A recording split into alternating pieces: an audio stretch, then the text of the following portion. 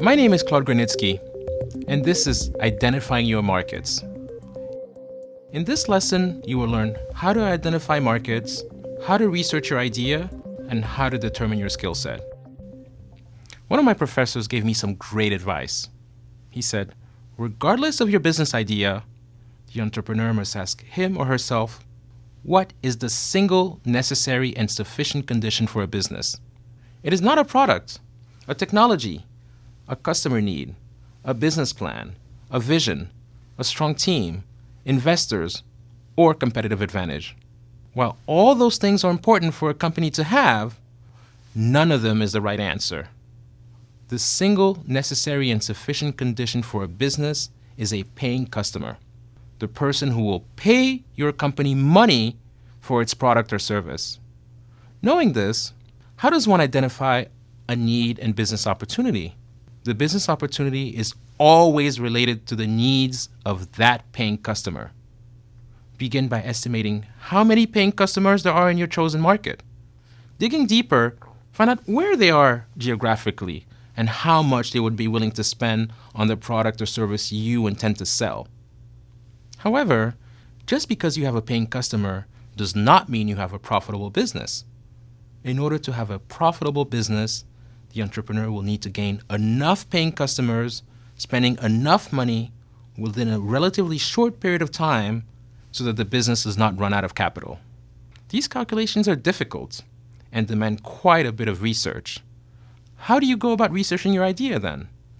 The goal is to launch a business based on an innovative product or service where no market currently exists. If your business idea is to sell batteries for mobile phones to residents of your home city, you will need to do the research based on what we call market segmentation. You will have to find potential future paying customers and ask them questions about the batteries in their mobile phones. Take advantage of the internet if you have access, or make connections by talking to friends and family. Get on the phone, or in the car, or walk the streets to pursue information and potential opportunities. Even if other companies might already be selling batteries, the objective is to make sure no one is selling batteries like yours. If your battery is not better, not cheaper, doesn't last longer, or more advanced than existing batteries, then there is no reason to start a new business selling batteries. However, if your battery is better than existing batteries, provided you've done the research to identify your target customer in order to estimate how much money they would be willing to spend on a better battery, you will attract lots of new paying customers. You will then have a high market share that you can use as a basis for future expansion. How do you determine what fits your own skill set? You've done all the research based on an approach that we call market segmentation. Now you are in a position to know your future paying customers.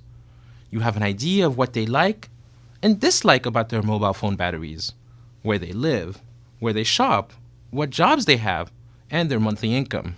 You even have a good idea of how much they might be willing to spend on better batteries for their mobile phones. But in order to sell lots of batteries to your newly identified target market, you will need to make sure that target market is consistent with your values, your passions, goals, and aspirations as an entrepreneur. The ambitious entrepreneur becomes obsessed with the wants and needs of the paying customer, but he or she must be smart about the role they want to play in the business. If the entrepreneur is interested in the technology of making better batteries and good at receiving feedback on how to improve the battery, then he or she should focus on product development and let other people on the team concentrate on sales or marketing. If, on the other hand, the entrepreneur is good at explaining the benefits of the new battery and why customers should pay for them, then they should be in sales or marketing. It takes time and patience to convince new paying customers to buy your product. You will succeed if you know your market and your own personal skills.